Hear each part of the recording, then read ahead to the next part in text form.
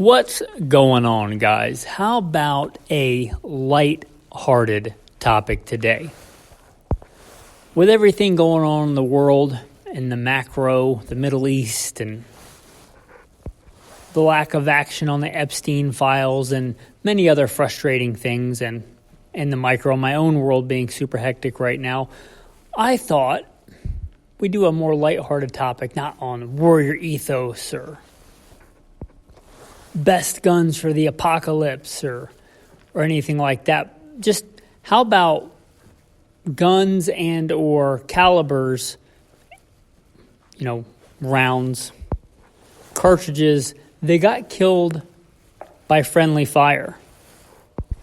Casualties of friendly fire, like the gun community itself kind of killed these things, even though there was nothing wrong with them. So we're going to talk about today. I'm not going to go into the bio, really not germane to today's episode. I will say I've lived long enough to see and been into guns long enough to see some of these things happen firsthand, and some of them I've just heard about. So maybe it's more lore than fact, but it's a lighthearted topic. All right, let's start out with a cartridge I think is really cool. The .264 Winchester Magnum. Probably the only Winchester rifle Magnum that I see is practical. In the classics, there was the 300 Win Mag, the 338 Win Mag, and then the 6.5 Win Mag, or the .264 Win Mag, which I think is pretty cool. Why don't I like the other ones? Well, because I don't hate myself, and I don't hate my wallet, and I don't want to spend a bunch of money to shoot them. And they got more recoil than I need for really anything in North America. But the .264 Win Mag is a sweet cartridge. I think I've only ever maybe seen one in person.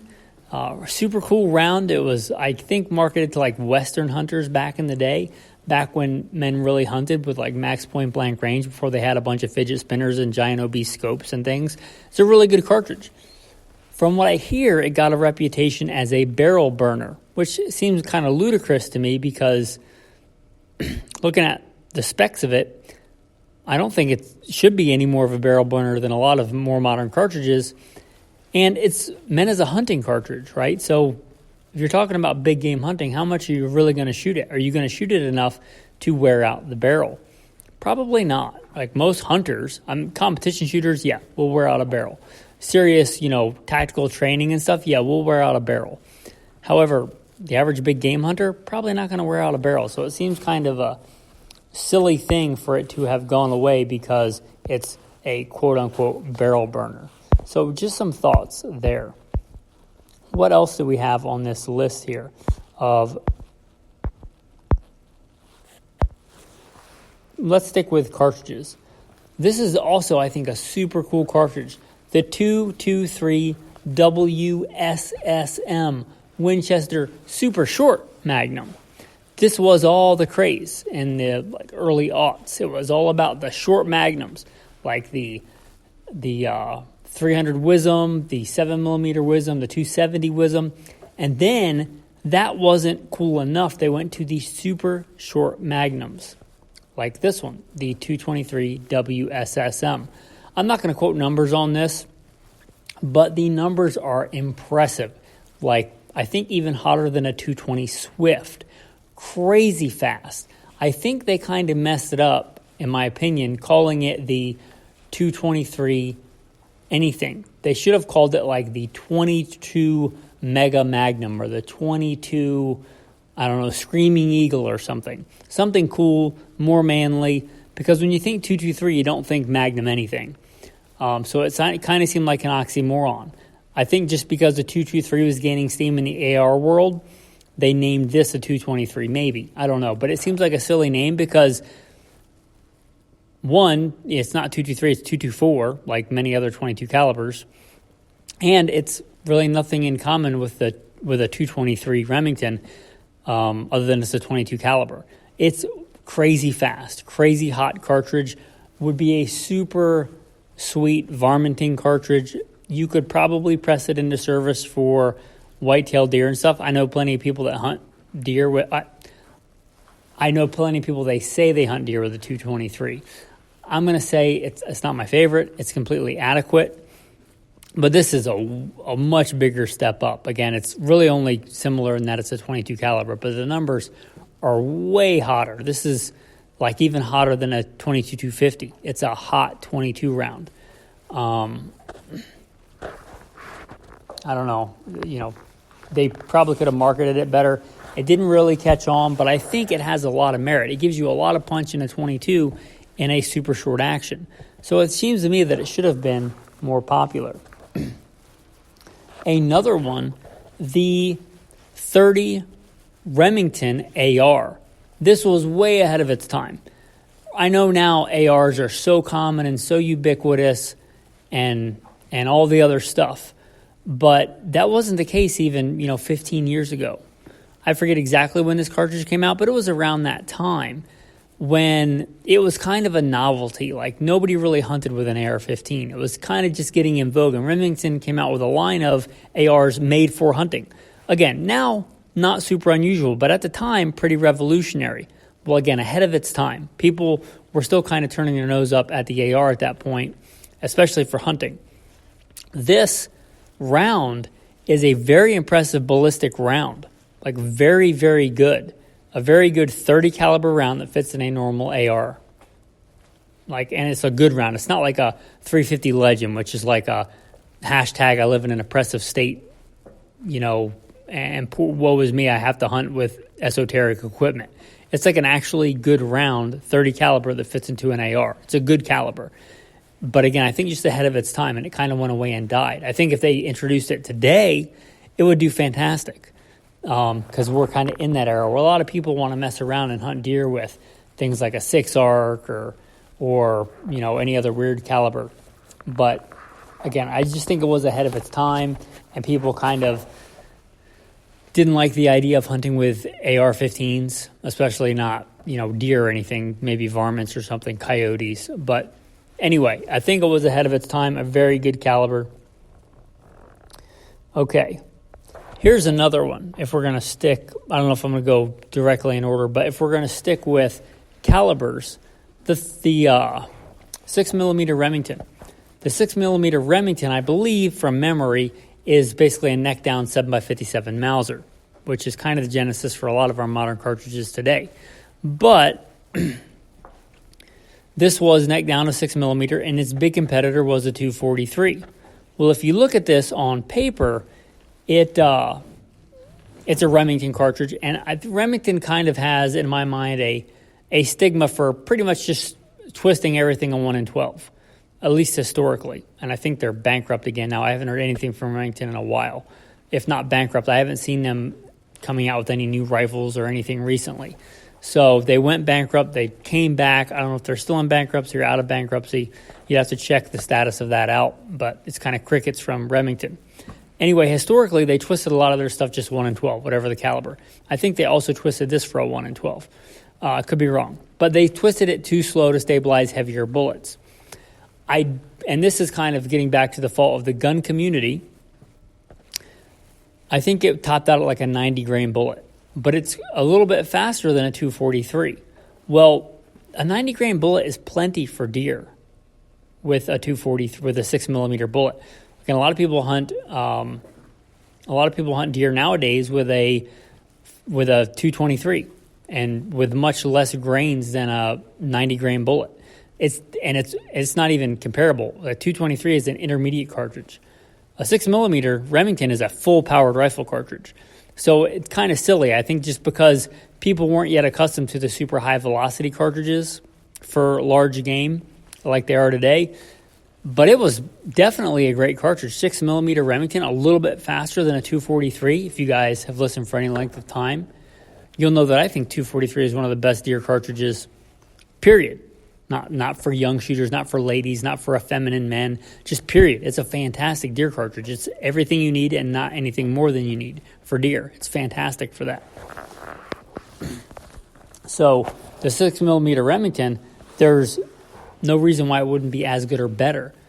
My favorite when I'm hand loading for the 243 or when I have in the past for deer and elk and things like that, I know elk, right? But is it 87 grain Sierra Game King over Varget? Fantastic load. Taking a bunch of stuff to the dirt with that, by God's grace. And that's plenty. So a 90 grain will be plenty. But again, I think because the 243 fired a 100 grain bullet, or could fire a 100 grain bullet, and this one topped out at like 90, that it never really caught on. The 6mm Remington. I think they also was at one point called the 244 Remington. It's a cool cartridge. It's a good cartridge. It's probably every bit as good as a 243, which is one of my favorites for deer. It just didn't catch on, I think, because people had the perception that a 90 grain wasn't enough, but 100 grain was enough, even though it's quite a bit more, not quite a bit, it's a bit more powerful than 243. But the 6mm Remington, a cartridge that died that probably shouldn't have. It was a good cartridge. So that's just another example of cartridges that we kind of killed ourselves. Another one, and this one didn't die as far as like militaria, as far as like surplus stuff goes and World War II collectors.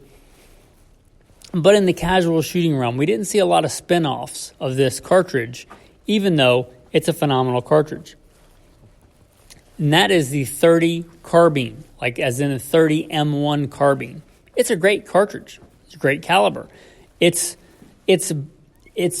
kind of in a no man's land between an intermediate rifle cartridge and a really hot pistol cartridge.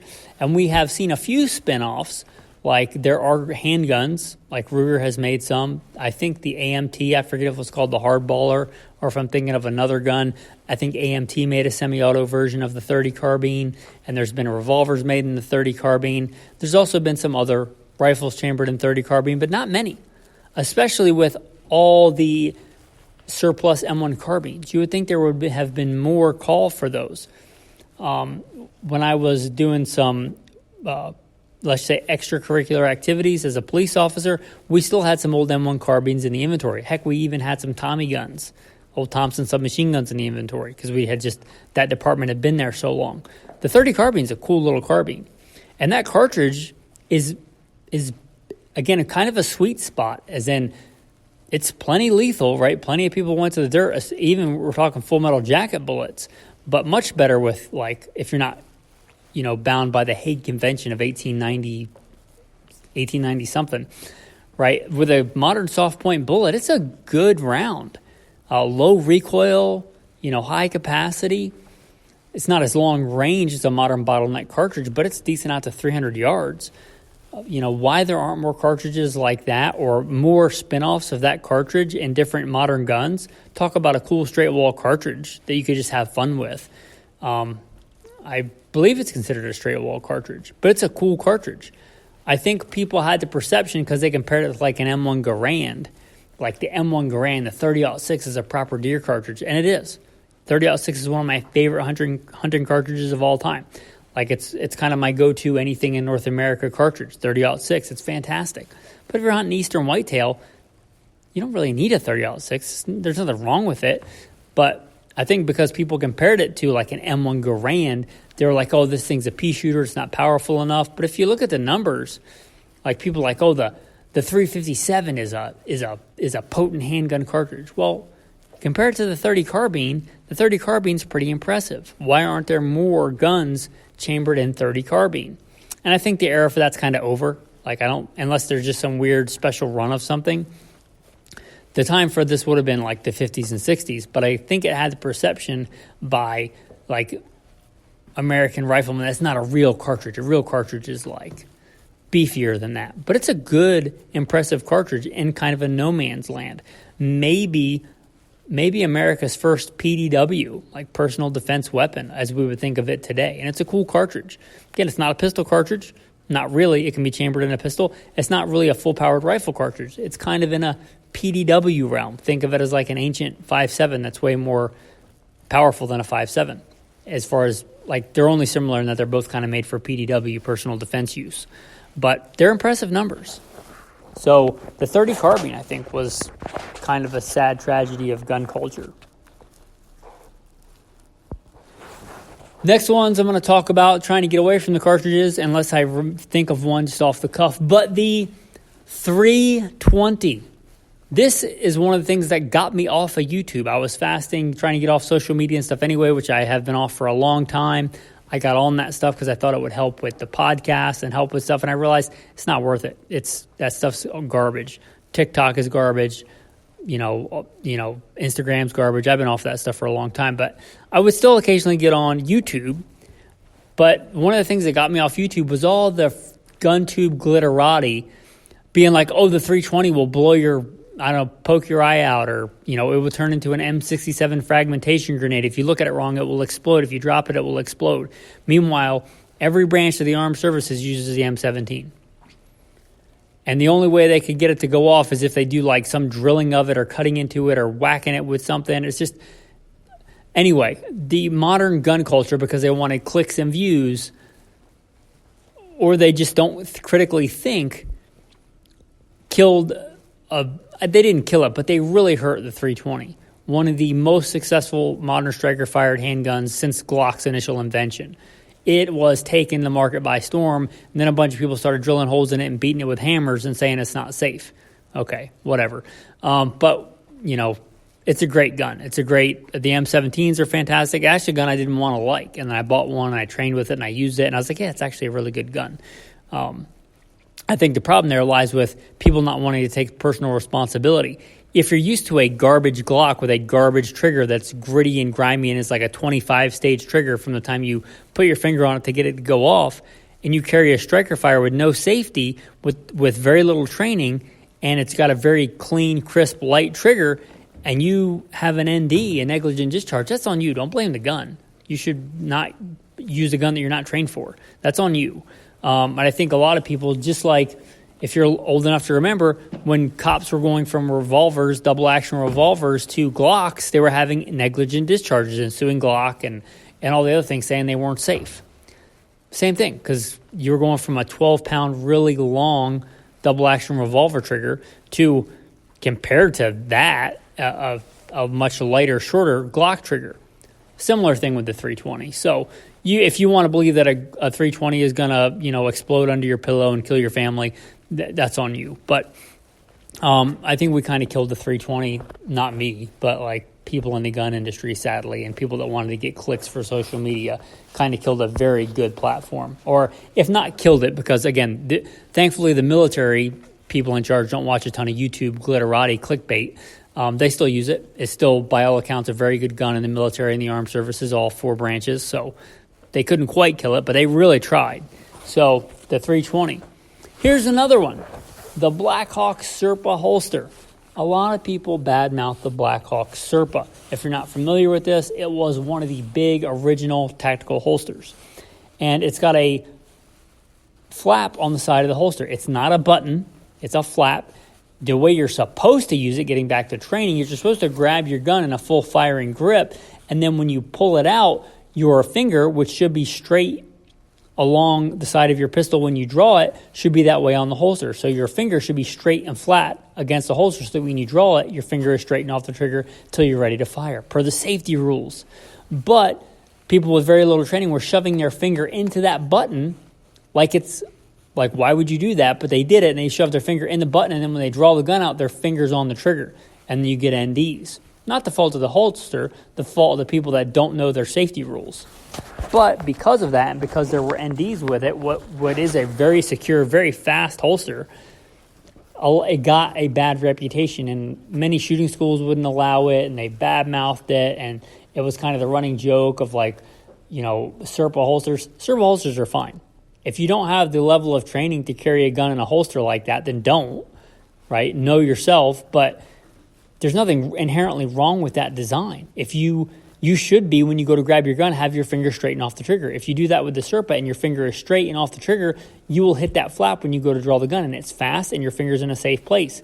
If you go poking around and prodding it because you don't know what you're doing and shoving your finger inside the button and then your finger's inside the trigger when you draw, that's a problem anyway. So I think it was just easier for people to blame the holster than to be like, yeah, my bad. I put my finger in the trigger before I was supposed to, and I shot myself or the ground or whatever. Like, take personal responsibility. Don't be like the freaking, what was that whole thing? McDonald's coffee is too hot and I burned myself, so I'm going to sue McDonald's because I spilled my coffee on myself. I'm sad to see that in the gun culture. Anyway, the Serpo holster, I think a sad casualty of modern American gun culture. Like I said, a fairly lighthearted topic today. I just wanted to get something different out there, something a little bit more lighthearted with everything going on. Hope this was entertaining for you guys, and hopefully it gets you thinking about, some of those things are really cool, and we probably shouldn't have killed them or tried to kill them. So just remember that the next time something like this comes up, that maybe you're not a part of it. So anyway, those are some thoughts. You can disagree. And maybe I'm wrong, right? A lot of those things I wasn't around for. Like I wasn't around, in the 1950s when the .30 carbine probably should have had a lot more spin-offs as far as guns that are chambered in it. Maybe there was something inherently wrong with the M1 carbine round. But anyway, there's just my thoughts, and from being in gun culture for quite a while, just some of the things I see on that, or have seen, or have heard. So anyway, I could be wrong about those things. Again, it's a lighthearted topic.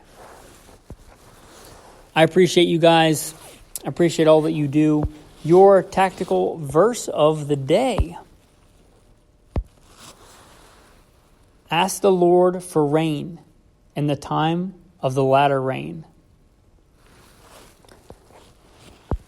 The Bible talks about that, right? This is my comments. The Bible talks about that, the early and the latter rain. I'm reminded of that as I'm looking out the window because it's raining. It's been raining quite a bit here lately.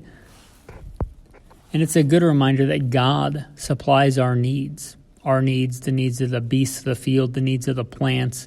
It's all by God's provision and by God's grace. It doesn't rain because we deserve it to rain. It doesn't. The flowers and the grass and the crops and the wheat and the corn, they don't grow because we want it to grow. It grows by God's grace, by His abundance and provision. It's a good thing to remember. Thanks for listening, and have a blessed day.